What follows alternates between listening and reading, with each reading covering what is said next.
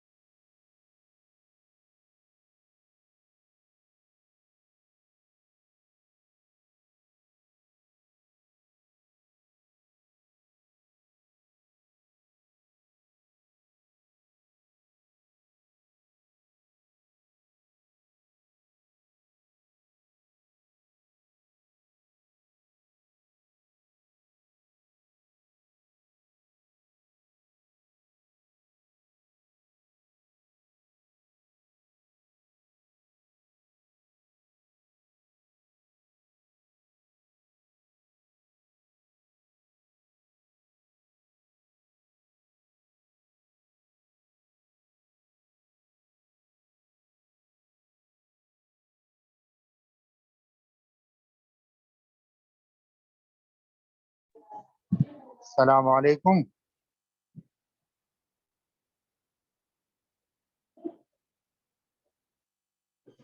وعلیکم السلام ورحمۃ اللہ وبرکاتہ. استاد جی نہیں آئے جی؟ نہیں شاہین بھائی ابھی تو نہیں.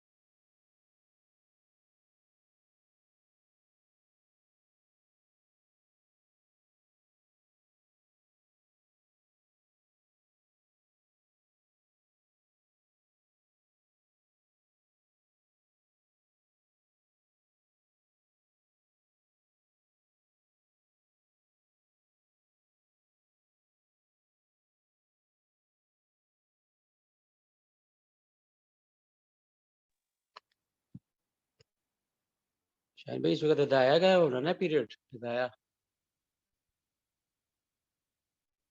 مولانا ابراہیم صاحب کا.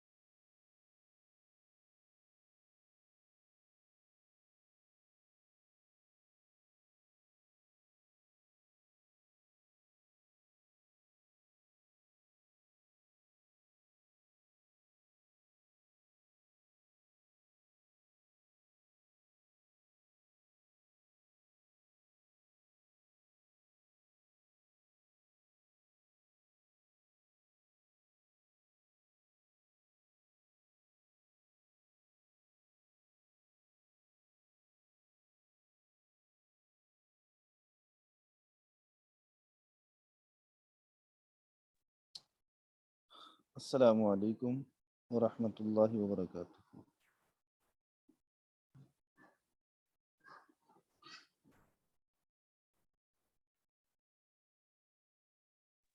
وعلیکم السلام ورحمۃ اللہ وبرکاتہ. وعلیکم السلام ورحمۃ اللہ وبرکاتہ.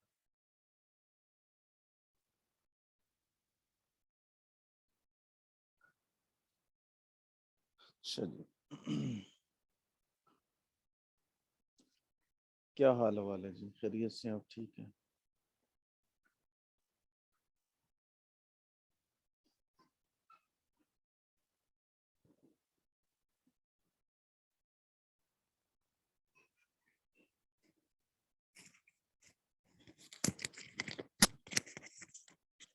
آپ کو آواز تو آ رہی ہے نا میری؟ جی جی الحمدللہ.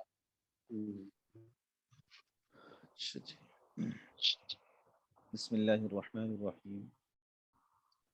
قد نرى تقلب وجهك في السماء فلنولينك قبلة ترضاها فول وجهك شطر المسجد الحرام. تحقیق ہم نے دیکھا تقلب وجهك في السماء، آسمان میں آپ کے چہرے کے پلٹنے کو. فَلَنُوَلِّيَنَّكَ، ہم ضرور پھیر دیں گے آپ کو قبلتاً ترضاها، اس قبلہ کی جانب جس سے آپ راضی ہیں. فَوَلِّ وَجْهَكَ، پھیر لیجیے اپنے چہرے کو. شطر المسجد الحرام، مسجد حرام کی طرف. وَحَيْثُ مَا كُنْتُمْ، اور جہاں بھی تم ہو. فَوَلُّوا وُجُوهَكُمْ شَطْرَهُ، تم پھیر لو اپنے چہروں کو مسجد حرام کی طرف.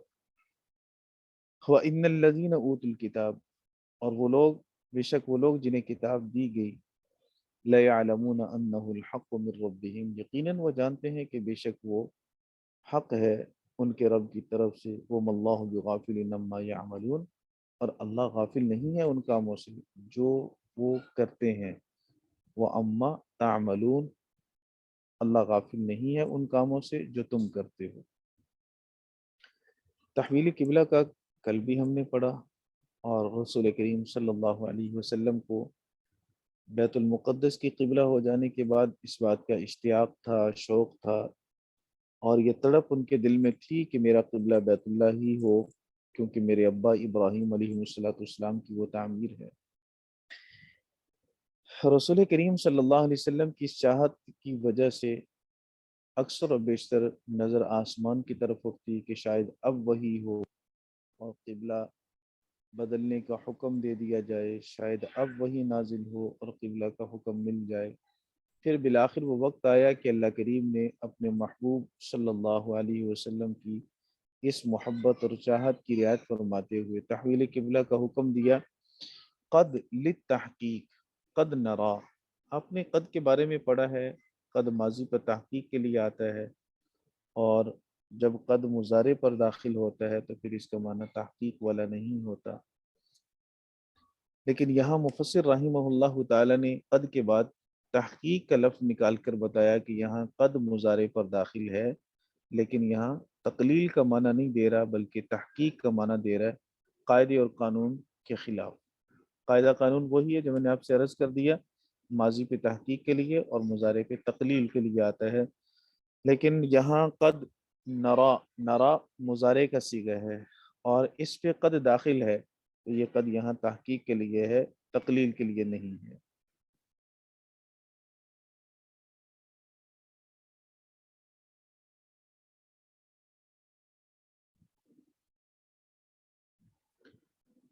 تحقیق آپ کے چہرے کا پلٹنا ہم نے دیکھ لیا. تقلب تصرفا، صرف یصرف تصریفا، پھرنا مطلب پلٹنا. وجہ کا فی السمائی، آسمان میں تو چہرہ نہیں پلٹتا، اس لیے مفسر رحمہ اللہ تعالی نے مضاف محذوف نکال کر بتایا کہ آسمان میں چہرہ پلٹنے کا مطلب آسمان کی طرف چہرہ پلٹنا ہے. تو وجہ کا فی السمائی، فی جہت السما، یہاں مضاف محذوف ہے.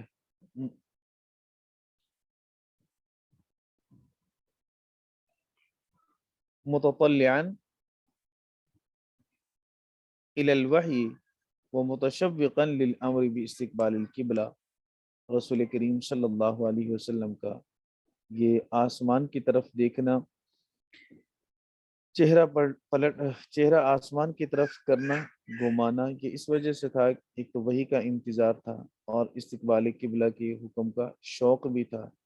متشوقا للامر باستقبال الکعبہ، وکان یود ذالک، اللہ کے حبیب اس کو پسند کرتے تھے کعبۃ اللہ کو، کیوں؟ لأنہا قبلۃ ابراہیم، کیونکہ وہ ابراہیم علیہ السلام کا قبلہ تھا، ولأنہ ادعا الی اسلام العرب، اور اس وجہ سے بھی کہ رسول کریم صلی اللہ علیہ وسلم سمجھتے تھے کہ یہ قبلہ عرب کے اسلام لانے میں مؤثر ہے، کیونکہ اہل عرب تو بیت اللہ کو اپنا قبلہ مانتے تھے۔ اگر بیت المقدس ہی قبلہ رہتا تو پھر عرب جو خود نبی پاک صلی اللہ علیہ وسلم کی قوم ہے، جن میں نبی پاک صلی اللہ علیہ وسلم مبعوث ہوئے، ان کے لیے اسلام لانا مشکل ہو جاتا، تو قبلہ بیت اللہ بن جائے تو پھر عرب کے لیے اسلام لانا نسبتاً آسان ہوگا۔ اس لیے رسول کریم صلی اللہ علیہ وسلم، یہ دو وجہ تھیں جن کی وجہ سے بیت اللہ کو اپنا قبلہ بنانا چاہتے تھے۔ اللہ کہتا ہے فَلَنُوَلِّيَنَّكَ، ہم ضرور بے ضرور آپ کو پھیر دیں گے، نُحَوِّلَنَّكَ، نُوَلِّيَنَّكَ، نُحَوِّلَنَّ کے معنی میں قبلۃً ترضاها، اس قبلہ کی طرف جس سے آپ راضی ہیں، ترضا تحبها، جس سے آپ محبت کرتے ہیں۔ فولی وجہ کا، پھیر لیجیے اپنے چہرے کو، استقبل فی الصلاۃ، یعنی چہرہ کر لیجیے نماز میں، شطر المسجد الحرام، شطر کے کئی معنی آتے ہیں، ان میں سے ایک معنی نحو بھی ہے، نحو کا معنی طرف، آپ مسجد حرام کی طرف منہ کر لیجیے۔ مسجد حرام کہا، کعبہ نہیں کہا، اس میں حکمت یہ ہے، بتلانا یہ ہے کہ عین کعبہ کی طرف چہرہ کرنا ان لوگوں کے لیے لازم اور ضروری ہے جو کعبہ کو دیکھ رہے ہیں، اور جو کعبہ کو دیکھ نہیں رہے، جن کی نظروں سے کعبۃ اللہ اوجھل ہے جیسے ہم ہیں، تو ان کے لیے، یا مکہ میں رہنے والے دور دراز کے لوگ ہیں، تو ان کے لیے مسجد حرام کی طرف منہ کرنا لازم ہے، عین کعبہ کی طرف چہرہ کرنا لازم نہیں رہے گا، کیونکہ اس میں دقت ہوگی، تکلیف ہوگی۔ اور اسی طرح جیسے جیسے فاصلہ بڑھتا جائے گا تو حکم کے اندر ویسے ویسے سہولت آتی جائے گی۔ جو بیت اللہ کے پاس کھڑا ہوگا، دیکھ رہا ہے، تو اس کے لیے تو عین کعبہ کی طرف منہ کرنا لازم، ہٹ گیا ہے پیچھے، دور ہو گیا، تو مسجد حرام اس کے لیے قبلہ بن گئی، اور دور ہو گیا جیسے ہم ہزاروں میل دور ہیں، تو پھر ہمارے لیے سمت کعبہ وہ صرف جو ہمارے لیے قبلہ بن جائے گی، جو جس سمت میں کعبہ ہے، تو ہمارے ہاں مغرب کی سمت میں کعبہ ہے تو ہم مغرب کی طرف منہ کر کے نماز پڑھیں گے۔ اب عین کعبہ ہمارے سامنے نہیں ہے، یا مسجد حرام بالکل ہم مسجد حرام ہی کی طرف منہ کر کے نماز پڑھیں، یہ بھی ہمارے لیے لازم نہیں رہا۔ اب ہمارے لیے صرف وہ سمت لازم ہوگی جس سمت میں بیت اللہ اور مسجد حرام ہے، ہم اسی کی طرف منہ کر کے نماز پڑھیں گے، کیونکہ اتنی دور سے بالکل عین سیدھ میں نماز پڑھنا شاید بہت زیادہ مشکل ہے، اس لیے اللہ تعالیٰ نے مشکلات سے ہمیں بچایا ہے۔ تو یہ ایک سہولت والی بات یہاں فرمائی گئی ہے، شطر المسجد الحرام کہہ کر اس میں اسی کی طرف اشارہ کر دیا گیا۔ شطر المسجد الحرام مراد اسی کعبہ ہے، ایل کعبہ، وحیث ما کنتم خطاب للامہ، پہلے رسالت امام صلی اللہ علیہ وسلم کو خطاب تھا، اب امت کو خطاب ہے کہ فولوا وجوہکم فی الصلاۃ، نماز میں اپنے چہروں کو پھیر لو، شطرہ ہو ضمیر لوٹ رہی ہے مسجد حرام کی طرف، وَإِنَّ الَّذِينَ أُوتُوا الْكِتَابَ، اہل کتاب جانتے ہیں کہ نبی آخر الزمان کی صفات مبارکہ میں سے ایک صفت یہ ہے کہ وہ ان کے لیے تحویل قبلہ کا حکم آئے گا، اور نبی آخر الزمان کی صفات میں سے یہ صفت ہے کہ ان کے قبلہ بیت اللہ ہوگا، یہ جانتے ہیں، سمجھتے ہیں اس بات کو، اس لیے اللہ رب العزت فرماتا ہے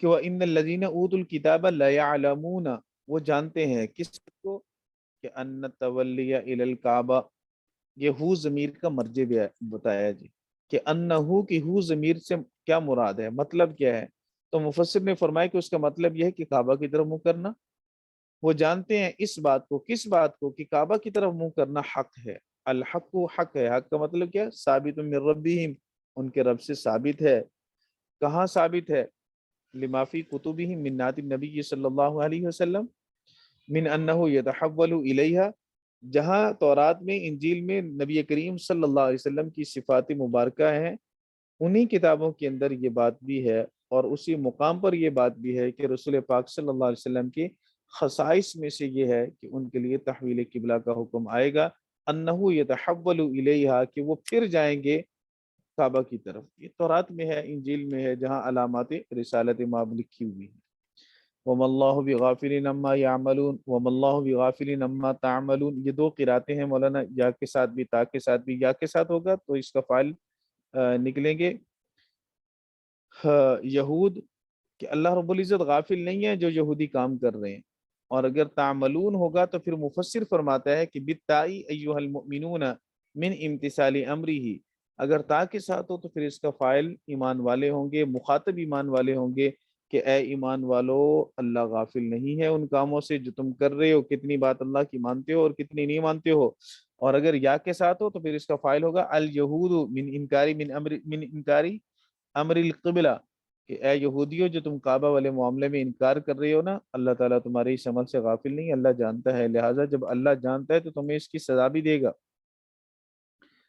وَلَئِنْ أَتَيْتَ الَّذِينَ أُوتُوا الْكِتَابَ بِكُلِّ آیَةٍ، اگر اہل کتاب کے پاس آپ ہر نشانی لے آئیں، ما تبعوا قبلتک، وہ آپ کی قبلہ کی پیروی نہیں کریں گے، وما انت بتابع قبلتہم، اور آپ ان کے قبلہ کی پیروی کرنے والے نہیں ہیں۔ یہ تسلی ہے رسول کریم صلی اللہ علیہ وسلم کو کہ آپ 16-17 ماہ تک بیت المقدس کی طرف منہ کر کے نماز پڑھتے رہے، تألفا للیہود، جیسے ہم نے کل کے سبق میں پڑھا، یہود کی تالیف قلب کے لیے۔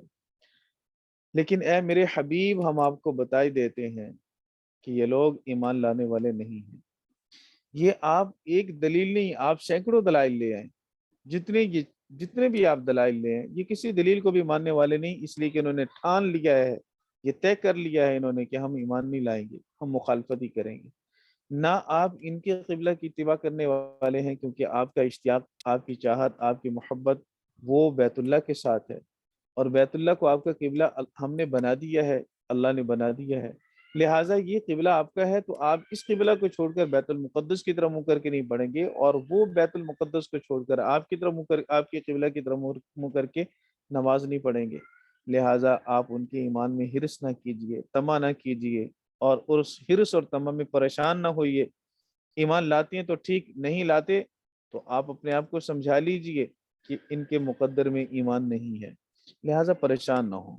اس لیے رسول کریم صلی اللہ علیہ وسلم کو فرمایا وَلَئِن لَامُ قَسْمٍ، یہ وَلَئِن کے شروع میں جو لام ہے، یہ لام قسم کی ہے ان شرطیہ کے اوپر، کہ قسم سے اگر آپ لے آئیں الذین اوتوا الکتاب، ان لوگوں کے پاس جن کو کتاب دی گئی، بکل آیا، ہر طرح کی نشانی، علی صدقک فی امر القبلہ، قبلہ کے امر میں اپنی سچائی پر، کہ میں سچا ہوں، قبلہ یہ اللہ کی طرف سے مجھے ملا ہے، اپنی مرضی سے میں نے بیت اللہ کی طرف منہ نہیں کیا، اپنی مرضی سے میں نے بیت المقدس کو اپنا قبلہ نہیں بنایا، وہاں بھی امر تھا اللہ کا، اب یہاں بھی جو تحویل قبلہ ہے یہ اللہ کی جانب سے ہے، اس پر آپ جو جیسی بھی دلیل لے آئیں، ما تبعو، وہ آپ کی اتباع نہیں کریں گے۔ یہ لا یتبعون کے معنی میں ہے تو ماضی لیکن مضارع کے معنی میں ہے، ما تبعو کا معنی انہوں نے اتباع نہیں کی، اور ای لا یتبعون قبلتک، وہ آپ کی قبلہ کی پیروی نہیں کریں گے۔ جو کام اتنا یقینی ہو، مستقبل میں ہونے والا کام یقینی ہو، تو اس کو ماضی کے ساتھ تعبیر کیا جاتا ہے، جیسے قیامت کے بارے میں بھی بہت سے ماضی کے صیغے استعمال کیے گئے، تو یہاں بھی اللہ رب العزت نے ماضی کا صیغہ استعمال کیا، ما تبعو، آپ کی قبلہ کی پیروی نہیں کی انہوں نے، مطلب وہ آپ کی قبلہ کی پیروی نہیں کریں گے، آنے والے وقت میں بھی ان کی قبلہ کی پیروی نہ کرنا اتنا یقینی امر ہے، اتنا یقینی امر ہے، گویا ماضی میں ہو چکا ہے۔ یہ جیسے ماضی میں جو کام ہو چکا ہو تو وہ متیقن ہوتا ہے، اس میں شک نہیں ہوتی، وہ تو ہو چکا ہے۔ آنے والے وقت میں کسی کام کے ہونے نہ ہونے کے بارے میں بندہ شک کر سکتا ہے، جو ہو چکا ہے اس کے بارے میں تو کوئی شک نہیں۔ تو اللہ رب العزت نے ان کے انکار قبلہ کو اتنا یقین کے ساتھ بیان کیا کہ اس کے لیے ماضی کا صیغہ لائے، ما تبعو۔ مفسر فرماتا ہے کہ یہ مضارع کے معنی میں ہے، وہ آپ کی قبلہ کی پیروی نہیں کریں گے، عنادن، ضد کی وجہ سے، یوں نہیں کہ ان کو دلیل سمجھ نہیں آئی، یوں نہیں کہ وہ جاہل ہیں، یوں نہیں کہ وہ عارف نہیں ہیں، یوں نہیں کہ انہیں معلوم نہ ہو، انہیں معلوم ہے، سب جانتے ہیں، جانتے ہوئے بھی مانتے نہیں، اس لیے تو فرمائے یہ کفر انادی ہے، وما انت بتابعین قبلتہم، آپ ان کی قبلہ کی پیروی نہیں کرنے والے، قطع لطمعہ فی اسلامہم۔ تو ان آیات میں اللہ تعالیٰ نے پیارے آقا صلی اللہ علیہ وسلم کے طمع، ان کے اسلام لانے میں طمع جو تھی اس کو کاٹ دیا ہے، وطمعہم فی عود الیہا، اور ان کی اور یہود کی طمع کو بھی کاٹ دیا بیت المقدس کی طرف لوٹنے کی طرف، کہ اب مسلمان بیت المقدس کی طرف واپس نہیں پلٹیں گے، جتنا مرضی زور لگا لیں، جتنے مرضی تانے دیں، جیسی مرضی ہٹ درمی کا مظاہرہ کریں کیجئے، لیکن تمہاری ہٹ درمی کی وجہ سے، تمہارے تان و تشنیع کی وجہ سے اللہ کے حکم کو چھوڑ کر مسلمان تمہاری خواہشات کے پیچھے نہیں چلیں گے، اس لیے مت طمع کرو کہ ہماری خواہشات کے پیچھے چلیں گے۔ اے پیغمبر آپ بھی طمع اور امید کو کاٹ دیجئے کہ یہ مسلمان ہوں گے، یہ مسلمان نہیں ہوں گے۔ تو دونوں کی امیدوں کو منقطع کیا گیا۔ وما بعضهم بتابع قبلۃ بعض، اللہ فرماتے ہیں ان کے بعض بھی بعض کے اتباع کرنے والے نہیں ہیں۔ ایل یہود و قبلۃ النصارہ، یعنی یہود نصارہ کی قبلہ کی پیروی نہیں کریں گے، وبالعکس، اور اسی طرح نصارہ یہود کے قبلہ کی پیروی نہیں کریں گے، دونوں ایک دوسرے کی قبلہ کی پیروی نہیں کریں گے۔ وَلَئِنِ اتَّبَعْتَ أَهْوَاءَهُمْ، اگر آپ ان کی خواہشات کی پیروی کریں، التی یدعونک الیہا، جن خواہشات کی طرف وہ آپ کو بلاتے ہیں، من بعد ما جاءک من العلم، علم کے آ جانے کے بعد، علم سے مراد یہاں وہی ہے، انک اذا لمن الظالمین، تب تو آپ ان لوگوں میں سے ہوں گے جو ظلم کرنے والے ہیں۔ ان اتبعتہم فرضا، یہ محذوف نکال کر بتایا کہ یہاں خطاب اللہ کے رسول کو ہے، اور یہ خطاب بالفرض والمحال ہے، جیسے کچھ چیز فرض کر لی جاتی ہے، وجود نہیں ہے لیکن فرض کر لیا جاتا ہے بات سمجھانے کے لیے، اسی طرح یہاں بھی رسول کریم صلی اللہ علیہ وسلم کے حق میں یہ بات فرض کی گئی ہے کہ اگر آپ نے اتباع کی، حالانکہ اللہ کے رسول سے ان کی اتباع کرنے کا سوال ہی پیدا نہیں ہوتا، ممکن ہی نہیں ہے، لیکن اس ناممکن اور محال کو فرض کیا گیا ہے، اور یہ فرض کر کے در حقیقت حکم کی نزاکت کو سمجھایا گیا ہے، حکم کی اہمیت کو سمجھایا گیا ہے کہ دیکھو جو میرا مقرب ہے، میرا چنیدہ ہے، میرا محبوب ہے، جس کے لیے میں نے کائنات کو ترتیب دیا، جو سارے انبیاء کا امام ہے، جو اللہ کے بعد اللہ کی مخلوق میں اللہ کے بعد سب سے اعلیٰ برتر و بالا وہی ہے، جس کا اتنا اونچا مقام ہے، میں اس کو بھی یہ کہہ رہا ہوں کہ اگر تم نے یہودیوں کی خواہشات کی اتباع کی تو تمہیں ظالموں میں سے شمار کروں گا،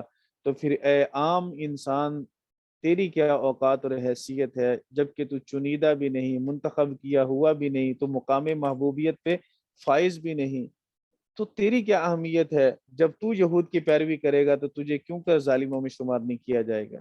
یہود کی پیروی اور ان کی خواہشات کی اللہ کو اتنی ناپسند ہے، اتنی بری ہے اللہ کے نزدیک، کہ اگر میرا سب سے پیارا رسول بھی ان کی خواہشات کے پیچھے چلے تو میں اسے بھی ظالموں میں شمار کر دوں گا۔ تو اے عام انسان، جب تو یہود کی پیروی کرے گا تو پھر خود اندازہ کر لے کہ تیرے ساتھ اللہ کا کیا سلوک ہوگا اور اللہ کا کیا غضب ہوگا۔ اس لیے یہود کی خواہشات کی پیروی مت کیجیے، آپ کی تخلیق کا مقصد اللہ کی پیروی ہے، اللہ کے رسول کی پیروی ہے۔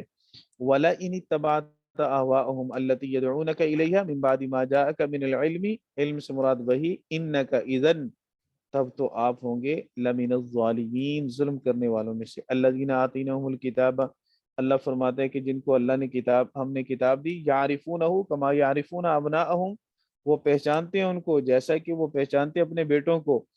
یعرفونہ کی ہو ضمیر لوٹ رہی ہے محمد صلی اللہ علیہ وسلم کی طرف، یعنی وہ حضور کریم صلی اللہ علیہ وسلم کو پہچانتے ہیں، کما یعرفون ابناءہم، جیسا کہ وہ اپنے بیٹوں کو پہچانتے ہیں۔ بِنَعْتِهِ فی کتابہم، کیسے جانتے ہیں حضور کریم صلی اللہ علیہ وسلم کو؟ تو مفسر نے فرمایا اس طرح سے جانتے ہیں کہ ان کی کتابوں میں نبی کریم صلی اللہ علیہ وسلم کی تعریف لکھی ہوئی ہے، وہ علامات دیکھ کر جب وہ نظر ڈالتے ہیں نبی پاک صلی اللہ علیہ وسلم کے چمکتے دمکتے چہرے پر، تو پہلی ہی نظر میں ان کے دل میں یقین بیٹھ جاتا ہے کہ یہ وہی ہیں جن کا ہماری کتاب میں ذکر ہے۔ جیسے کوئی باپ نظر ڈالے بیٹے پر تو اسے فوراً سے یقین ہو جاتا ہے، اس کے لیے کسی دلیل کی یا کسی غور و فکر کی، تدبر کی، کچھ صغرے کبرے ملانے کی، دلائل کو اکٹھا کرنے کی ضرورت نہیں ہے، نظر پڑی فوراً پتہ چلا میرا بیٹا ہے۔ جیسے بیٹے کو باپ پہچانتا ہے، جیسے بیٹے کو ماں پہچانتی ہے، پہلی ہی نظر پڑی پہچان لیا، اسی طرح حضور کریم صلی اللہ علیہ وسلم کی علامات جنہوں نے تورات و انجیل میں پڑھی، جب ان کی نظر حضور کریم صلی اللہ علیہ وسلم کے مقدس مطہر چہرے پر پڑی تو وہ فوراً سمجھ گئے کہ یہ وہی رسول ہے جس کا ذکر ہم نے کتابوں میں پڑھا۔ قال ابن السلام عبداللہ بن سلام رضی اللہ تعالیٰ عنہ فرماتے ہیں لقد عرفتہ حین رأیتہ، میں نے اسی وقت پہچان لیا جب میں نے ان کو دیکھا۔ کما عارف ابن، جیسے کہ میں اپنے بچوں کو پہچانتا ہوں، ومعرفتی لمحمد اشد، اور محمد صلی اللہ علیہ وسلم کو پہچاننا تو مجھے اپنے بیٹے سے بھی زیادہ یقینی تھا کہ بیٹے کے بارے میں تو گمان ہو سکتا ہے شاید بیوی نے خیانت کی ہو، لیکن محمد صلی اللہ علیہ وسلم کو نظر پڑتے ہی جتنا یقین ان کے رسول ہونے کا میرے دل میں آیا، اتنا تو بیٹے پر نظر پڑتے ہی بیٹے کا اپنا ہونا، اپنے ہونے کا یقین اتنا نہیں آیا۔ تو یہ تاکید ہے، رواہ البخاری، امام بخاری رحمہ اللہ تعالی نے اس کو نقل کیا۔ وَإِنَّ فَرِيقًا مِّنْهُمْ لَا يَكْتُمُونَ الْحَقَّ، اللہ کہتا ہے کہ ان میں سے ایک فریق وہ حق کو چھپاتا ہے۔ حق سے مراد نعتہ، نبی کریم صلی اللہ علیہ وسلم کی تعریف ہے، وَهُمْ يَعْلَمُونَ، حالانکہ وہ جانتے ہیں، جانتے ہوئے بھی حق کو چھپانا یہ یہود کی علامت ہے۔ مسلمانوں کو اس پر تنبیہ کی گئی کہ یہ یہودیوں والی خصلت اپنے اندر مت پیدا کیجیے۔ هَذَا الَّذِي أَنْتَ عَلَيْهِ وَهُمْ يَعْلَمُونَ هَذَا الَّذِي أَنْتَ عَلَيْهِ الْحَقُّ كَائِنًا مِّن رَبِّكَ، جانتے ہیں کہ یہ حق تیرے رب کی طرف سے ہے۔ فَلَا تَكُونَنَّ مِنَ الْمُمْتَرِينَ، آپ شک کرنے والوں میں سے نہ ہو جائیں۔ ممترین کا معنی کیا، الشاکین فیہ، شک کرنے والے نہ ہو جائیں۔ ای من هذا النوع فهو ابلغ من لا تمتر، ایک انداز یہ ہوتا ہے کہ آپ شک نہ کرو، اور دوسرا انداز یہ ہے کہ آپ شک کرنے والوں میں سے نہ ہو جائیے۔ لا تمتر یہ صراحت ہے، اور یہ کہنا کہ فلا تکونن من الممترین یہ کنایہ ہے۔ اور فصاحت و بلاغت کا ضابطہ اور قانون یہ ہے کہ الکنایۃ ابلغ من الصریح، کنایہ جو بات کنایتاً کی جائے، اشارتاً کی جائے، یہ صراحتاً کی گئی بات سے بھی زیادہ بلیغ ہوتی ہے۔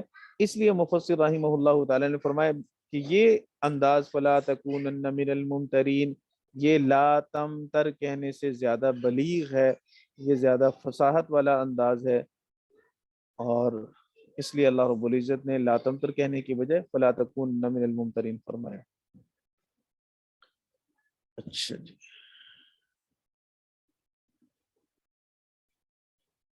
بات یہاں تک آپ کو سمجھ میں آ گئی یا نہیں آئی؟ جی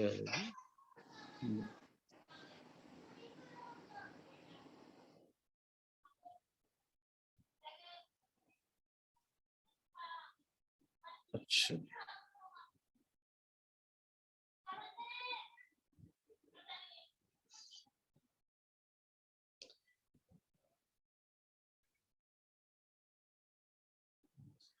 اچھا دوسری کلاس میں پوچھ لوں خاصہ والوں سے، کیونکہ آج مولانا ابراہیم صاحب نہیں ہے تو شاید وہ فارغ ہو۔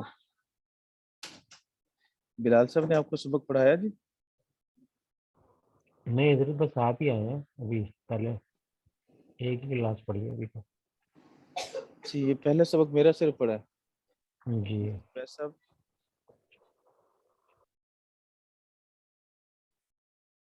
چلیں ٹھیک ہے، پھر ایسے کر لیں آج یہ بھی ایک ہی سبق پڑھ لیں، اور شاید بلال صاحب بھی چھٹی پہ ہیں اور ابراہیم صاحب بھی، اس لیے میں خاصہ میں پڑھا لیتا ہوں، اور ادھر شاید مفتی صاحب نے آپ کو پڑھانا ہوگا، مفتی ویس صاحب نے۔ چلے میں دیکھ لیتا ہوں۔ جی ٹھیک جی ہے۔ ٹھیک ہے، ہاں بھائی لٹے خان،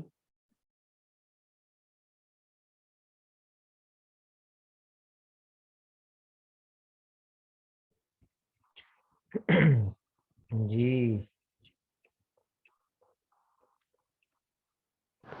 السلام علیکم ورحمۃ اللہ۔ آج تعداد کم کیوں ہے؟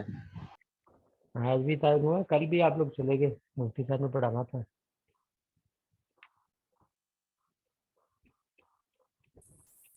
کل مفتی صاحب کا پیریڈ نہیں ہوا تھا نا؟ السلام علیکم۔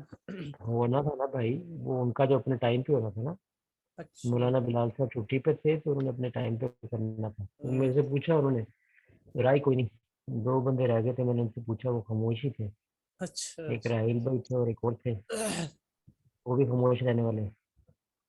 میں نے کہا جی خاموش والے 2 موجود ہیں ساتھ میں۔ تو میں نے کہا جواب کوئی نہیں آیا، کہتے چلے پھر ٹھیک ہے۔ تو آج بھی لگ رہا ہے کہ ابھی ان کی کلاس ہوگی تو پوچھ لیں، نہیں تو آج بھی پھر کل دیکھتے ہیں۔ جی کل تو ساتھی چلے گئے تھے، مفتی صاحب نے مجھے میسج کیا، میں نے پوچھا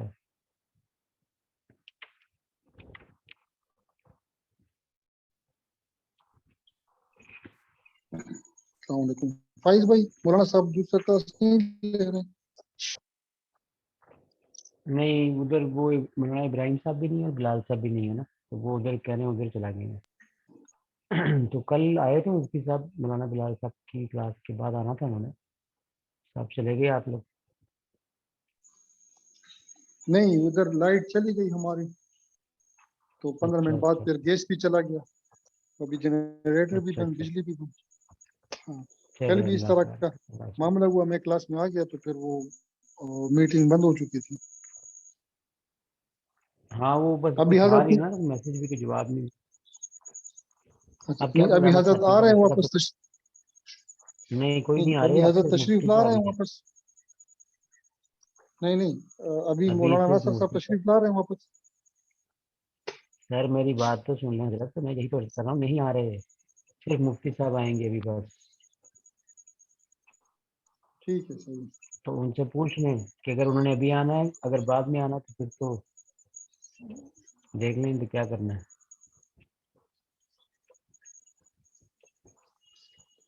کر لیں، آپ رابطہ پوچھ کر لیں لیں کوئی، فائز بھائی۔ چلے میں کرتا ہوں۔ کیا کہوں ان کو، اگر ابھی نہیں آ رہے تو پھر کیا کہوں، بیٹھنا ہے کہ جانا ہے؟ جی ساتھی فرما دیں۔ آواز آ رہی ہے؟ جی، پہلے یہ پوچھ لیں، شاید آ ہی جائیں، بعد والا معاملہ پھر بعد میں ڈسکس کر، ہاں، اگر نہ آئے تو۔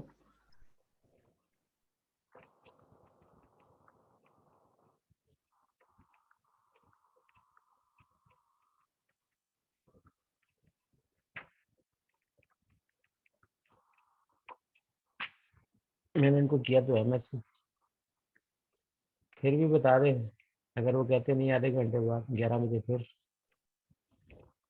ہاں، پھر یہ سوال آیا اتنا انتظار کرنا ہے یا نہیں کرنا۔ پھر نوم خیر النوم۔ النوم خیر من الدراسہ۔ نہیں وہ ذرا سخت ہو جائے گا جملہ۔ اچھا میرے خیال میں آدھا گھنٹہ ہے، پھر انتظار کر لیے جائے اگر استاد جی نہیں آتے۔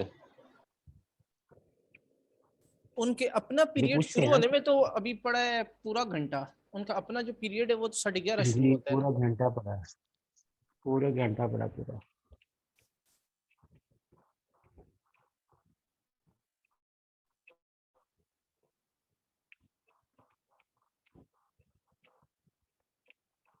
ابھی تک کوئی جواب نہیں آیا۔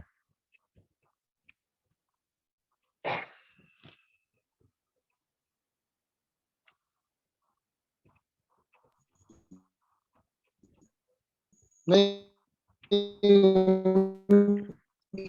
اسباق ہوں گے نا دوسرے درجہ جی کیا فرمایا انہوں نے؟ میں کیا کہہ رہا ہوں کہ وہ دوسرے درجات میں کلاس ہوں گے نا، دوسرے کلاسز کے ساتھ وہ مصروف ہوں گے شاید۔ ہاں جی ہو سکتا ہے، ظاہر ہے 3 اور ہے نا، 2 کلاسیں اور ہیں، تو نہیں لگتا ادھر مصروف ہے۔ میسج بھی کیا ان کو۔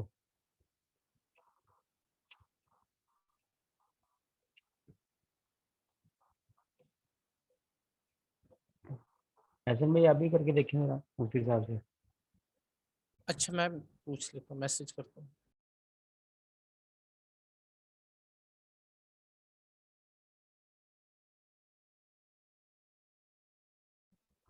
آ رہا جواب آ رہا ہے۔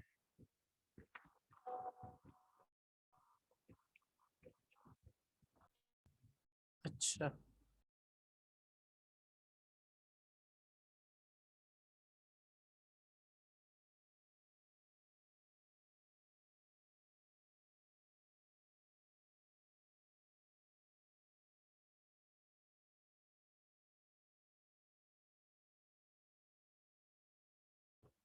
وہ میرے ساتھ سال اول کو پڑھا رہے ہیں، کہہ رہے ہیں تو ان کو پڑھا کے آتا ہوں. اچھا، پھر یعنی آدھا گھنٹہ انتظار کرتے ہیں. ٹھیک، پھر 11 بجے انشاءاللہ.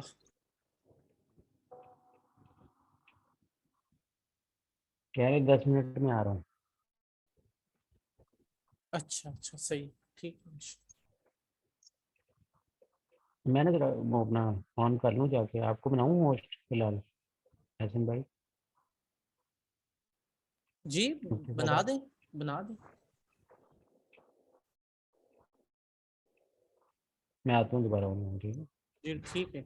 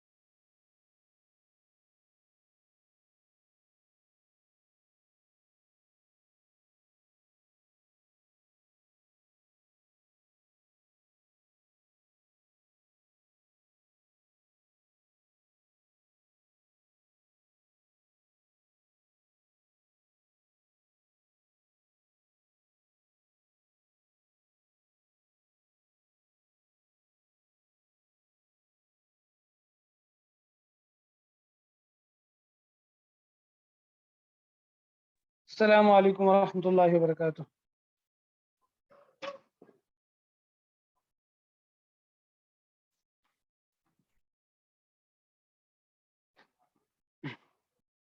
السلام علیکم ورحمۃ اللہ وبرکاتہ.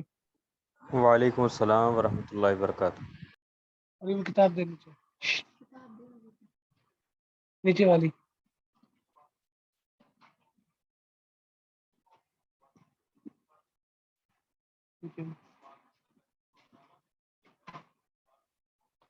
اچھا جی، فائز بھائی کتاب نہیں شیئر کر رہے آپ؟ فائز بھائی چلے گئے؟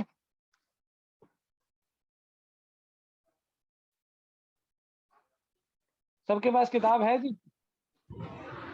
استاد جی ساتھی سارے گئے ہوئے ہیں، یہ میرے خیال 11 بجے آئیں گے. میں نے تو 10 منٹ کا ٹائم دیا تھا. صحیح. چلو جو موجود ہے ان کا تو حق نہ مارے نا ہم، ان کے لیے تو پڑھیں. جی جی بالکل. اچھا جی.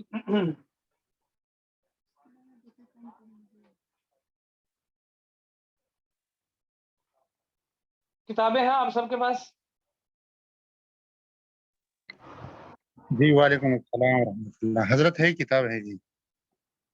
وما اخبر به النبی علیہ الصلوۃ والسلام، اور وہ چیزیں جن کی نبی علیہ الصلوۃ والسلام نے خبر دی، من اشتراط الساعتی، قیامت کی نشانیوں میں سے، علامات میں سے، من خروج الدجال، دجال کا نکلنا، ودابۃ الارض، اور جانور، دابۃ الارض یعنی زمین کے جانور کا نکلنا، یاجوج ماجوج کا نکلنا، عیسیٰ علیہ الصلوۃ والسلام کا اترنا.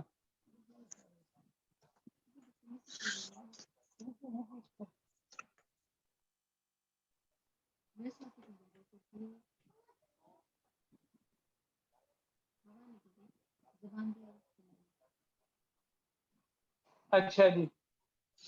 عیسیٰ علیہ الصلوۃ والسلام کا آسمان سے اترنا، سورج کا مغرب سے طلوع ہونا، فہو حق، تو یہ حق ہے، کیونکہ یہ ایسے امور ہیں جو ممکن ہیں، ہو سکتے ہیں، اور مخبر صادق نے یعنی اللہ کے نبی علیہ الصلوۃ والسلام نے ان کے حق ہونے کی خبر دی ہے، لہٰذا ان کو ماننا، ان پر ایمان لانا، یقین کرنا یہ واجب ہے، ضروری ہے. ہم نے یہ قاعدہ پیچھے پڑھا تھا، وہ امور ممکنہ، وہ امور جو ممکن ہو، عقلاً ممکن بھی ہو، ان امور کی خبر اگر مخبر صادق دے دے اس پر ایمان لانا ضروری ہوتا ہے. قال حذیفہ بن اسید الغفاری، فرمایا حذیفہ بن اسید غفاری رضی اللہ تعالیٰ عنہ، طلع النبی علیہ الصلوۃ والسلام علینا، کہ اللہ کے نبی علیہ الصلوۃ والسلام ہمارے پاس آئے اچانک، ونحن نتذاکر، اور ہم آپس میں باتیں کر رہے تھے، مذاکرہ کر رہے تھے یا باتیں کر رہے تھے. فقال ما تذکرون، تو اللہ کے نبی علیہ الصلوۃ والسلام نے فرمایا تم کیا باتیں کر رہے ہو آپس میں، کیا مذاکرہ کر رہے ہو؟ ہم نے کہا نذکر الساعہ، اللہ کے نبی ہم قیامت کا تذکرہ کر رہے ہیں. فرمایا انہا لن تقوم حتی تروا قبلہا 10 آیات، اللہ کے نبی نے فرمایا تب تک قائم نہیں ہوگی یہاں تک کہ تم اس سے پہلے 10 نشانیاں دیکھ لو. فذکر الدخان، تو دھوئیں کا ذکر کیا، دجال کا، اور جانور کا، اور سورج کا مغرب سے طلوع ہونے کا، عیسیٰ بن مریم کے اترنے کا، یاجوج ماجوج کا، اور 3 دھسے جانے کا، خسف بالمشرق، ایک دھسا جانا مشرق میں اور ایک مغرب میں اور ایک جزیرۃ العرب میں. وآخر ذالک، اور ان سب کے آخر میں جو بتایا وہ فرمایا ایک نار ہوگی، تخرج من الیمن، جو یمن سے نکلے گی نار، وہ نار یعنی آگ، تطرد الناس، جو لوگوں کو ہاکے گی، الی محشرہم، ان کے جمع ہونے کی جگہ پر. والاحادیث الصحاح، اور صحیح احادیث ان علامات کے بارے میں اتنی زیادہ بہت بے شمار ہیں. وقد روی احادیث و آثار، اور تحقیق روایت کی گئی بہت ساری احادیث اور آثار ان کی تفصیلوں کے بارے، ان کی تفصیل اور ان کی کیفیت کے بارے میں.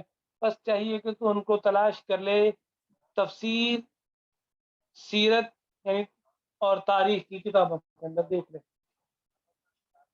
دیکھ لیں گے نا آپ. میں دکھاؤں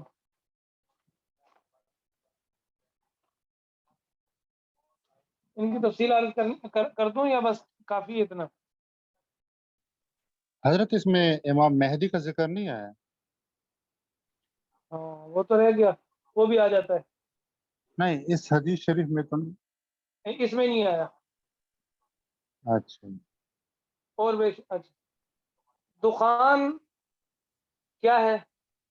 یوم تأتی السماء بدخان مبین، دھواں ہوگا تو مشرق اور مغرب میں پھیلے گا، ٹھیک ہے. اور کتنے دن رہے گا یہ؟ 40 دن تک رہے گا.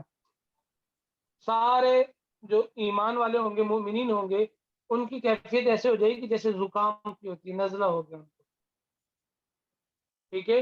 اور کافر جو ہوں گے ان کی کیفیت ایسے ہو جائے گی جیسے بے ہوشی طاری ہوتی ہے، نشہ ہوتا ہے.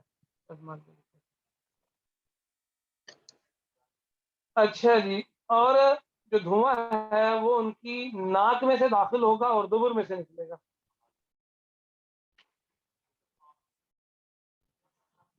ابن عباس،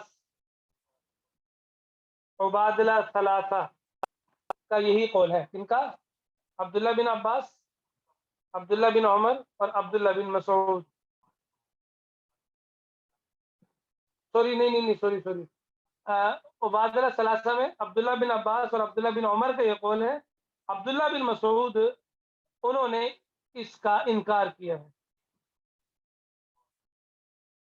اب رہی یہ بات کہ بھی جو قرآن پاک کے اندر تذکرہ ہے تأتی السماء بدخان مبین، تو اس کے بارے میں وہ فرماتے ہیں، جواب انہوں نے یہ دیا ہے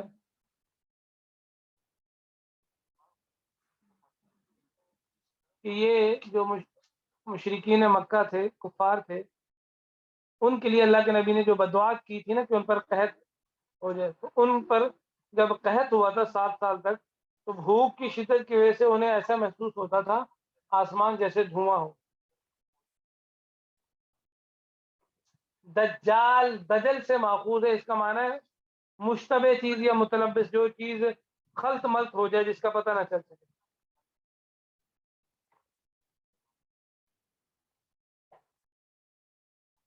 یہودی ہوگا، ایک آنکھ سے کانا ہوگا، اور اللہ تعالیٰ اس کو بھیجیں گے دنیا میں انسانوں کا امتحان لینے کے لیے. خدائی کا دعویٰ کرے گا، بڑے بڑے خلاف عادت کام کرے گا، زندوں یہ کو. انسان ہو گئے جی یہ دجال انسان ہو گئے جن ہو گئے؟ نظر آئے گا تو انسان ہی ہوگا پھر. اچھا جی. اچھا جی. اور یعنی ایسے کام اور ایسے معاملات کرے گا جو عام لوگوں کے بس میں نہیں ہے. خلاف عادت جنہیں کہا جاتا ہے، خارق عادت. مردوں کو زندہ کر دے گا، بارش کر دے گا، اور ایسے ہی لوگوں سے یہ مطالبہ کرے گا کہ بھائی اگر میں تمہارے جو مرے ہوئے پہلے لوگ ان کو زندہ کر دوں تو ایمان لے آؤ گے؟ تو کہیں گے ہم ایمان لے آئیں گے. تو اس کے بعد شیطان ہوں گے اس کے ساتھ، وہ شیطانوں کو کہے گا کہ ان کے جو مرے ہوئے ان کی شکل اختیار کر لو، صورت اختیار کر لو. تو لوگ جو کمزور ایمان والے ہوں گے وہ ایمان لے آئیں گے. اچھا، جو اس پر ایمان لے آئیں گے وہ بڑے عیش و عشرت میں رہیں گے، اور جو ایمان نہیں لائیں گے ان پر شدید قحط ہوگا. 40 دن رہے گا نا یہ. مکہ مدینہ کے علاوہ ہر بستی میں داخل ہوگا.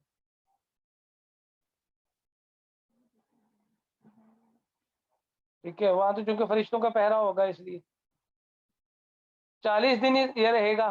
لیکن 40 دن کے بارے میں جو تفسیر بیان کی ہے مفسرین نے، پہلا دن 1 سال کے برابر ہوگا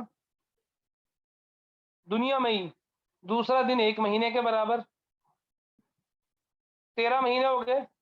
تیسرا دن 1 ہفتے کے برابر، 13 مہینے 1 ہفتہ ہو گیا. اور باقی جو دن ہے وہ عام دنوں کے برابر ہوں گے، 1 2 3،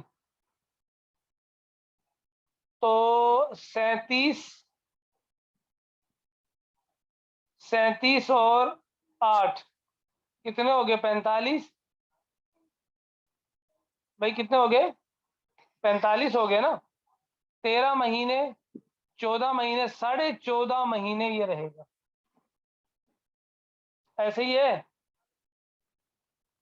جی جی. جی اس حضرت زمانے بولے. میں مسلمانوں کے جو امیر ہوں گے نا وہ مہدی علیہ الصلوۃ والسلام ہوں گے. پھر عیسیٰ علیہ الصلوۃ والسلام اتریں گے اور باب لد پر اس کو قتل کر دیں گے. تیسری نشانی جو بیان کی دابۃ الارض ہے. اخرجنا لهم دابۃ من الارض تکلمهم ان الناس كانوا بآیاتنا لا یوقنون. صفا مروہ ہے نا جہاں ہم سعی کرتے ہیں. صفا پہاڑ پھٹے گا اور اس میں سے ایک جانور نکلے گا اور وہ لوگوں سے باتیں کرے گا. بھئی قیامت قریب ہے اور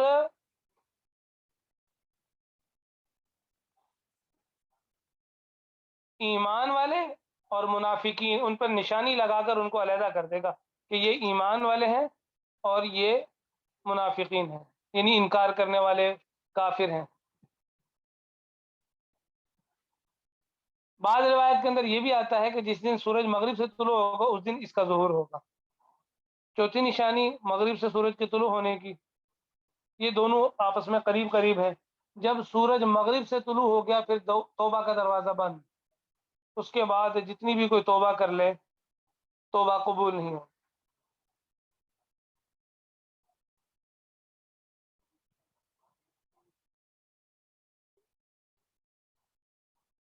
اللہ اکبر. بعض روایت کے اندر یہ بھی آتا ہے کہ ایک دن اور رات بہت لمبے ہو جائیں گے. تو جن لوگوں کو تہجد کی عادت ہے وہ تو کھڑے ہوں گے، وہ کہیں گے کہ تہجد کے اندر مشغول ہوں گے، ساری رات توبہ استغفار کریں گے. وہ کہیں گے کہ سمجھ جائیں گے کہ یہ کوئی نہ کوئی اللہ کا حکم ہے، یا کوئی نہ کوئی حکمت کا معاملہ ہے، کوئی نہ کوئی نشانی ظاہر ہو رہی. اگلے دن جب سورج طلوع ہوگا تو وہ مغرب سے ہوگا اور بالکل بے نور ہوگا. چاند نکلے گا تو اس کا بھی بے نور ہوگا، بالکل نور نہیں ہوگا، ایک ٹکیا ہوگی، ہر بندہ اس کو دیکھ سکے گا. بعض لوگ تو اس کو دیکھ کر اتنے گھبرا جائیں گے اس گھبراہٹ سے ہی مر جائیں گے. پھر اس کے بعد سورج غروب ہو جائے گا، پھر اپنی عادت کے مطابق نکلا کرے گا، لیکن توبہ کا دروازہ یہاں بند ہو چکا ہوگا. اس کے بعد کوئی کسی کا ایمان قبول نہیں، کسی کی توبہ قبول نہیں. پھر اس کے بعد پانچویں نشانی بتائی، عیسیٰ علیہ السلام آسمان سے اتریں گے، دجال کو قتل کریں گے، جو سلیب ہے جو عیسائیوں کی اس کو توڑیں گے اور کافروں کو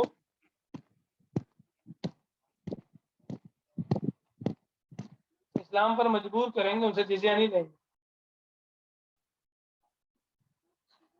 وہ ایک زمانہ حضرت ایسا بولے. ہے کہ اس میں اسلام کے علاوہ کوئی بھی دین باقی نہیں رہے گا، صرف مسلمان ہوں گے دنیا کے اندر.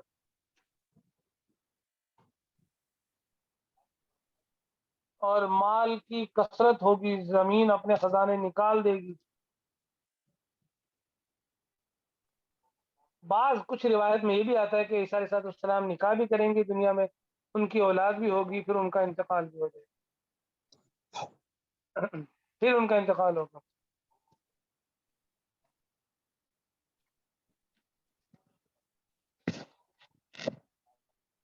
اچھا جی. اور کچھ روایت میں یہ بھی آتا ہے نا، اللہ کے نبی نے فرمایا عیسیٰ علیہ السلام کے بارے میں، فَيُدْفَنُ مَعِي فِي قَبْرِي، پس وہ میرے ساتھ میری قبر میں دفن ہوں گے. اس کا مطلب یہ نہیں کہ میری قبر میں دفن ہوں گے، مطلب قبر کے قریب قریب دفن ہوں.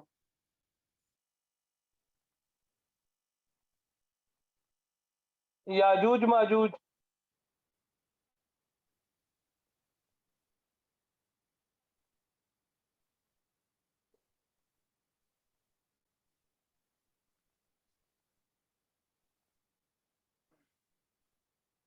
اچھا جی. یافث بن نوح، نوح علیہ السلام کے جو بیٹے تھے یافث، ان کی اولاد میں سے یہ دو قبیلے ہیں جن کے جسم بڑے بھاری اور بڑے ہوں گے، اور ان کی جو کردار ہے، جو اخلاق ہیں، جو صفات ہیں، وہ جانوروں جیسی ہوں گی.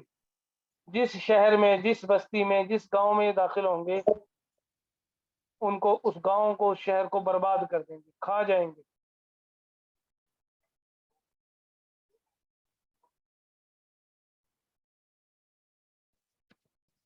ثلاثت و خسوف, 3 دھسنے ہوں گے, 3 دھسا دیا جانا.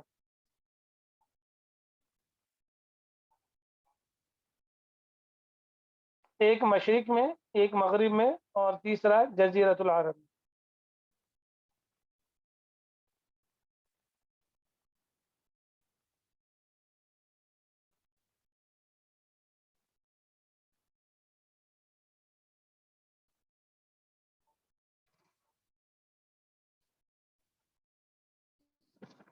جزیرۃ العرب کے اندر جو جہاں یہ ہوگا واقعہ, اس کو مقام بیدا کہتے ہیں. مکہ اور مدینہ کے درمیان میں ایک جگہ ہے.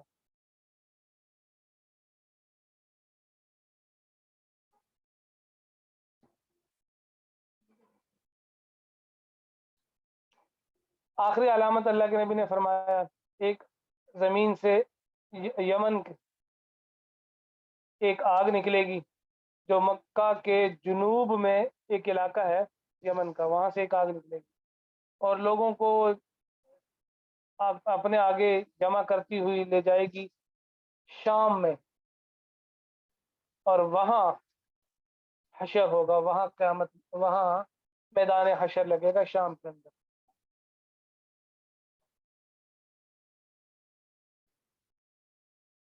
اب ذہن میں یہ اشکال, یہ سوال بھی اٹھ سکتا ہے کہ شام تو ایک چھوٹا سا ملک ہے, پوری دنیا اس میں کیسے سما سکتی ہے؟ تو یہ معاملات اللہ کے ہیں. اللہ تعالیٰ ہر چیز پر قادر ہے, اور جس چیز کو چاہے جتنا تنگ کر دے, جس کو چاہے جتنا وسیع کر دے. والمجتہد فی العقلیات والشرعیات الاصلیۃ والفرعیۃ, کہ مجتہد حضرت اس پچھلے سے عقلیات, بارے میں ایک سوال تھا. جی جی حضرت یہ جتنا بھی ہے, یعنی دجال کا نکلنا, یاجوج ماجوج کا, اور وہ تمام زمانہ جو ہے وہ اس وقت پوری یہ لوگ اور زمانہ اپنی اصل پہ آ جائے گا نا, یعنی وہ تلوار, تیر, نیزے, اس کی جنگ ہوگی نا, گولیوں شولیوں والی تو نہیں ہوگی. یہ ملتا یاجوج ہے بعض ماجوج, روایت کے اندر, جی, لیکن واللہ عالم اس کی حقیقت کیا ہے. بظاہر یہی لگتا ہے کہ ایسا ہی ہے. تو پھر جو یعنی یہ جتنی آج کل یہ ساری ایٹامک پاور اور ٹینک, توپے, گولیاں, یہ سب ختم ہو یہ جائے گا اس وقت. ٹیکنالوجیاں ہاں جی, یہ ٹیکنالوجیاں ختم ہو جائیں گی. یوں ہی میں نے کچھ روایات میں پڑھا بھی اور سنا بھی, لیکن اس کی چلے تحقیق کر لیتا ہوں. آج آپ نے سوال کیا تھا جی کہ یہ حدیث کہاں تک ٹھیک ہے, یا یہ بات کہاں تک ٹھیک ہے. اور صحیح. مجتہد جو عقلی مسائل ہے سوال ہے شرعی, جی جی جی سوال ہے یہ دجال کے بعد جو یعنی عیسیٰ علیہ السلام جب رہیں گے پھر فوت ہو جائیں گے, اس کے بعد جو توبہ کا دروازہ بند ہو جائے گا, تو پھر دنیا کہاں تک رہے گی, کب تک رہے گی, کچھ حدیث میں ہے؟ اس کے بارے میں نا جو زمانہ ذکر کیا جاتا ہے نا,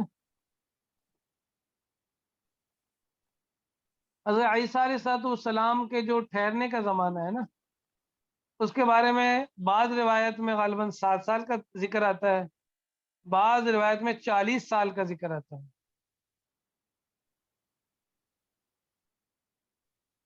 ایک دفعہ حضرت میں یہ مفتی رفیع عثمانی صاحب کی تقریر میں سننا تھا, شاید جمعہ کا خطبہ تھا, تو جی جی صحابی کا اثر بیان کر رہے تھے کہ عیسیٰ علیہ ہوں السلام کی فوت کے بعد جو ہے وہ 100 سال تک یہ دنیا رہے گی, پھر جو ہے قیامت آئے گی.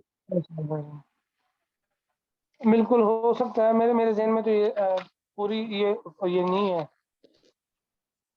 کہ کتنا ہے, نہ میری نظروں سے ایسا کوئی گزرا ہے, لیکن اگر انہوں نے بتایا تو ظاہر سی بات ہے کوئی اثر ہوگی ان کے پاس نا. ٹھیک.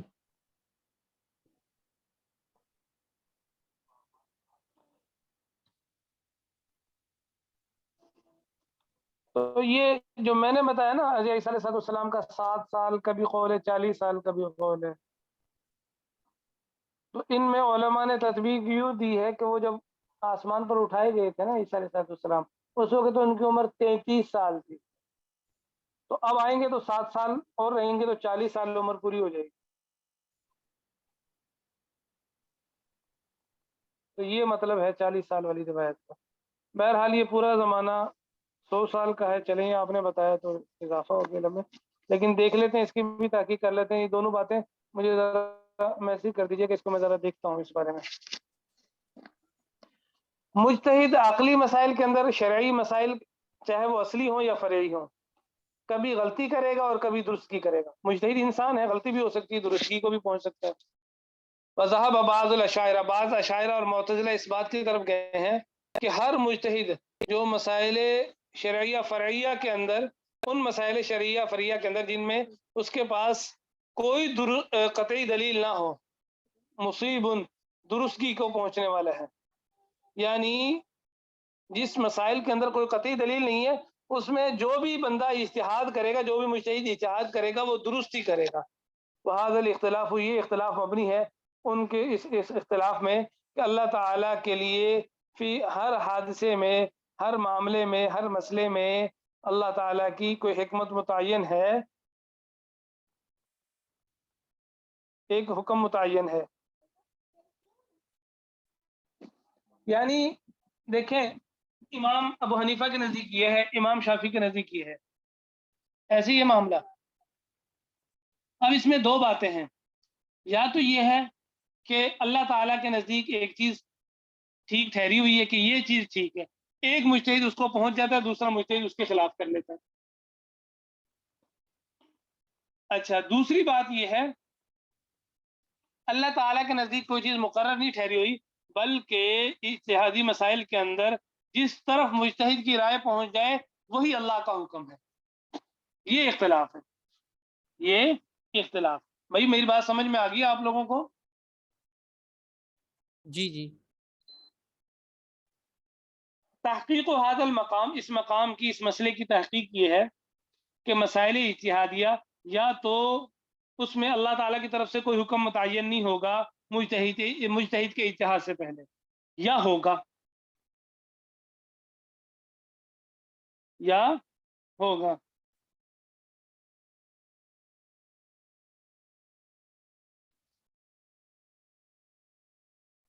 اب اگر اللہ تعالیٰ کو اس میں کوئی حکم متعین ہے، اللہ تعالیٰ کو اس میں حکم کوئی متعین اگر ہے، پہلی والی بات کو اگر ہم لے لیں، تو پھر اس پہ اگلا جو دو جزی بن جاتی ہیں وہ یہ ہے، یا تو اللہ تعالیٰ کی جانب سے اس پر کوئی دلیل موجود ہوگی، نہیں ہوگی، یا ہوگی۔ اب اگلی بات، اگر وہ دلیل ہے تو وہ دلیل یا تو قطعی ہوگی یا ظنی ہوگی۔ اب یہ کتنی باتیں ہوگی بھائی؟ دو پیچھے ہو گئی، دو آگے ہو گئی دلیل کی، دو آگے ہوگی دلیل قطعی اور ظنی، 6 ہوگی ٹوٹل باتیں۔ کتنی باتیں ہوگی بھائی ٹوٹل؟ 6 ہوگی نا؟ تو کہہ رہے ہیں ان 6 باتوں میں سے ہر ایک کی طرف ایک ایک قبیلہ، ایک ایک فرقہ گیا ہے۔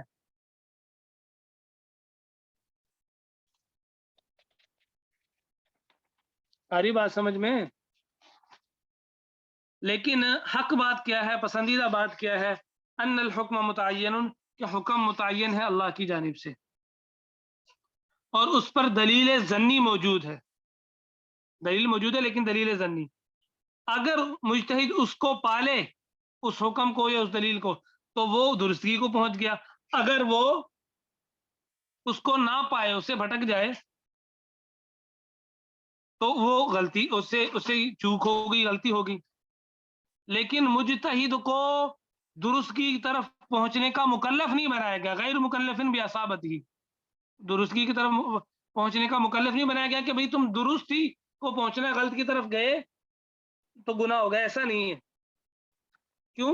لغموضہ و خفائہ، اس کے باریک اور مخفی ہونے کی وجہ سے، اس میں باریکیاں ہیں اور مخفی، اللہ تعالیٰ نے مخفی رکھا ہے۔ فلہذا کہہ رہے ہیں اسی وجہ سے جو غلطی کرنے والا ہے نا، اس کو وہ معذور سمجھا گیا ہے، اس کو کوئی گناہ نہیں ہے، بل معجورن، بلکہ اس کو اجر ملے گا۔ یعنی اگر آتا ہے نا، آگے آ جائے گا شاید، کہ جو مجتہد اگر درست اجتہاد کرے گا تو اس کے لیے 2 اجر ہیں، اور اگر غلطی کرے گا تو اس کے لیے 1 اجر ہے۔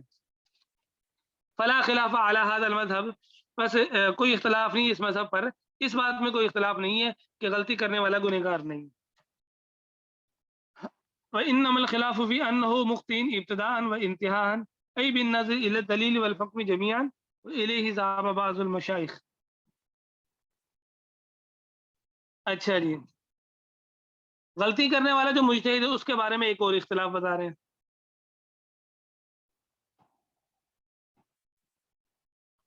پہلے دلیل ہوتی ہے بعد میں حکم لگتا ہے، ایسے ہی معاملہ ہے.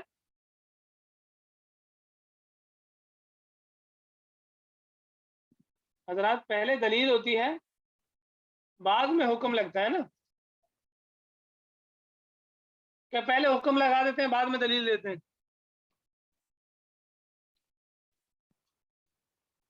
موجود ہے؟ جی جی. اچھا، پہلے دلیل ہوتی ہے بعد میں حکم لگایا جاتا ہے. فقہا نے پہلے دلائل دیکھے ہیں پھر حکم لگایا ہے. اچھا، تو ابتداءً کا مطلب ہے دلیل، انتہاءً کا مطلب ہے حکم. اب دیکھیے گا مسئلے کو اب سمجھ میں آ جائے گی. کہہ رہے ہیں کہ جو غلطی کرنے والا ہے نا وہ غلطی ابتداءً اور انتہاءً کرنے والا ہے، یعنی دلیل کی طرف اور حکم کی طرف دیکھتے ہوئے اکٹھے. مطلب یہ ہے جو غلطی کرنے والا مجتہد ہے نا وہ دلیل اور حکم دونوں میں غلطی کرے گا یا صرف حکم میں غلطی کرے گا؟ تو کہہ رہے ہیں کہ بعض مشائخ اس بات کی طرف گئے ہیں. کس بات کی طرف؟ کہ دونوں کرے گا. اور یہی ابو منصور ماتریدی رحمۃ اللہ علیہ، جو شیخ ابو منصور انہی کا پسندیدہ مذہب ہے. او امتحان، یا صرف وہ حکم کے اعتبار سے غلطی کرے گا جب بھی غلطی کرے گا، اگرچہ وہ دلیل میں درستگی کو بھی پہنچ جائے. یعنی جس نے غلطی کی ہے نا، پہلا مذہب یہ ہے ان کے بارے میں کہ اس نے دلیل اور حکم دونوں میں غلطی کی ہے.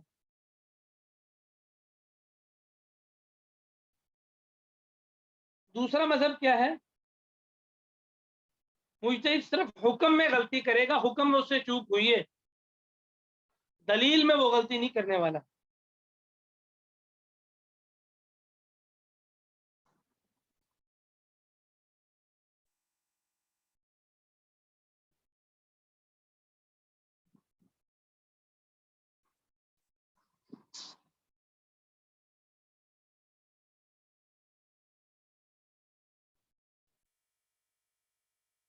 اچھا جی،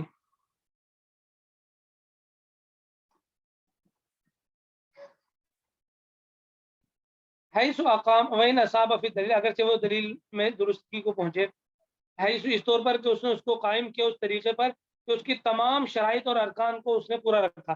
دلائل کے لیے جو جو شرائط، جو جو ارکان، جو جو چیزیں ضروری ہیں اس نے ان سب کو پورا کیا، تو دلیل تو اس کی ٹھیک ہے، صرف حکم میں غلطی ہے. وہ عطا، تو اس نے جس چیز کا اس کو مکلف بنایا گیا تھا، جن جن شرائط کا، وہ ساری شرائط اس نے پوری کر لی. اور ولیس علیہ فی الاجتہادیاتی، اور کہہ رہے ہیں کہ اجتہادی مسائل کے اندر مجتہد پر لازم نہیں اقامت الحجت القطعیتی، قطعی دلیل کو قائم کرنا، قطعی دلیل کو قائم کرنا لازم نہیں ہے، واجب نہیں ہے. کون سی قطعی دلیل کو؟ جس کا مدلول ضروری یقینی طور پر حق ہو، کیونکہ اس کو معلوم ہی نہیں ہے، اس کو معلوم ہی نہیں، جس چیز پر وہ قادر نہیں ہے اس چیز کو اس کو مکلف نہیں بنایا جائے. بس دلیل، اور دلیل اس بات پر کہ مجتہد کبھی غلطی کرتا ہے چند وجوہ سے. پہلی کیا ہے؟ جیسے اللہ تعالیٰ کو فَفَهَّمْنَاهَا سلیمان، ہم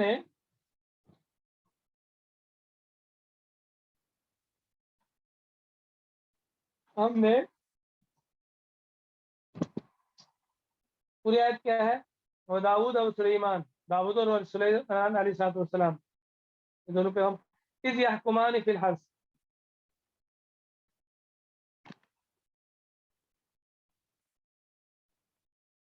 معاملہ یہ تھا، قصہ یہ ہے، واقعہ یہ ہے، ایک آدمی کی بکری نے رات کو دوسرے کے کھیت کو چر لیا، اس کو رون ڈالا، خراب کر دیا. حضرت داؤد علیہ السلام کی عدالت میں فیصلہ ہے، انہوں نے کہا بکریاں کھیت والے کو دے دو.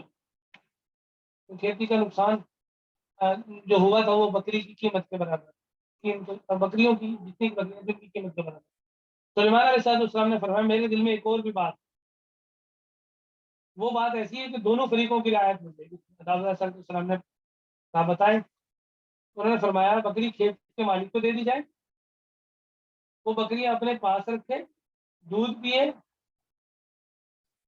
اور بکریوں والا اس کھیت کو ٹھیک کرے، اس کی کھیتی کرے. جب کھیتی ٹھیک ہو جائے، اپنی حالت پہ آ جائے، تو کھیت اس کے مالک کو واپس دے دو اور بکریاں اس کے حوالے کر دی جائے. داؤد علیہ السلام بڑے خوش ہوئے اس فیصلے سے.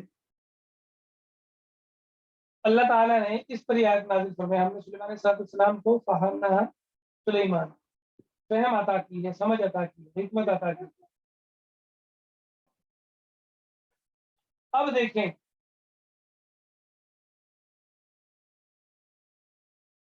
اب دونوں کو اللہ تعالیٰ نے فہم عطا کی تھی.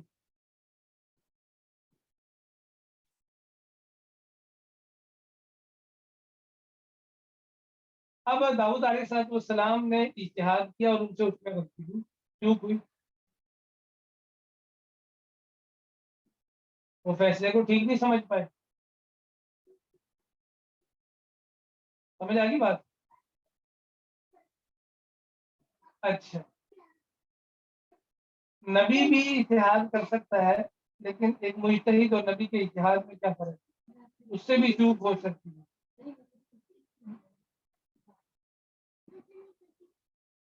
لیکن نبی اور عام مجتہد کے اجتہاد میں یہ فرق ہے، عام مجتہد سے اگر چوک ہو جائے تو وہ اپنی غلطی پر قیامت تک برقرار رہے گا، اس کی غلطی کو درست نہیں کیا جا سکتا اللہ کی جانب سے.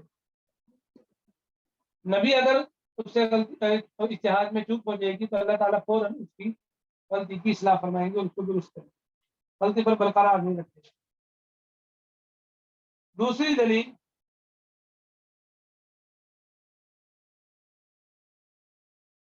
الاحادیث والآثار، احادیث اور آثار ہیں جو اجتہاد کے درست اور غلط ہونے کے دائر ہونے پر دلالت کرتی ہے. تردیدی اجتہاد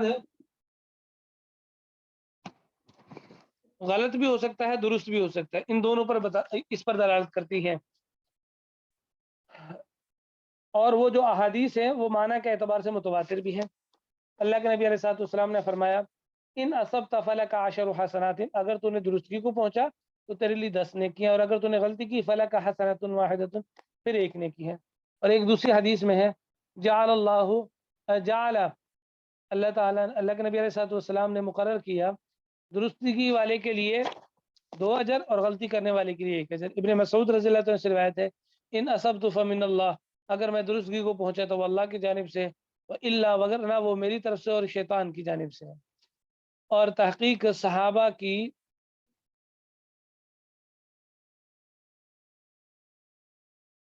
اجتہادی مسائل کے اندر بعض صحابہ کا بعض کی غلطی کو پکڑنا مشہور ہے. یہ کیا ہے؟ مشہور ہے. بے شمار دلائل ہیں، بے شمار موجود ہیں. یہ جو ابن مسعود رضی اللہ تعالیٰ عنہ کا قول ہے، یہ بھی ان کا ایک اجتہاد. ایک صحابی نے کھڑے ہو کر ایک مسئلے کے بارے میں انہوں نے جب یہ اجتہاد کیا، ایک صحابی نے کھڑے ہو کر ان کی تائید کی کہ یہ میں نے اللہ کے نبی سے سنا. بڑے خوش ہوئے. فرمایا اس سے پہلے کبھی ابن مسعود رضی اللہ عنہ کو اتنا خوش نہیں دیکھا گیا جتنا اس دن دیکھا گیا.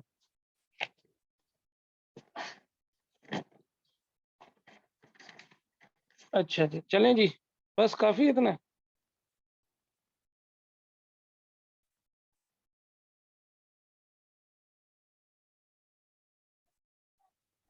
جی حضرت. چلیں انشاءاللہ. آج کیا دن ہے جی؟ پیر کا دن ہے، منگل ہے.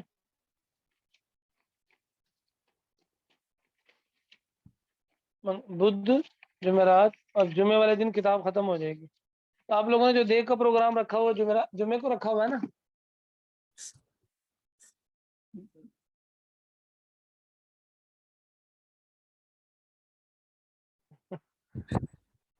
आप तो ऐसे खामोश हो गए जैसे मैं सच में खा रहा हूँ आप लोगों से देख। तो व्हाट्सएप वाला देख दो, वो किसी वक्त भी हो सकता है हजरत।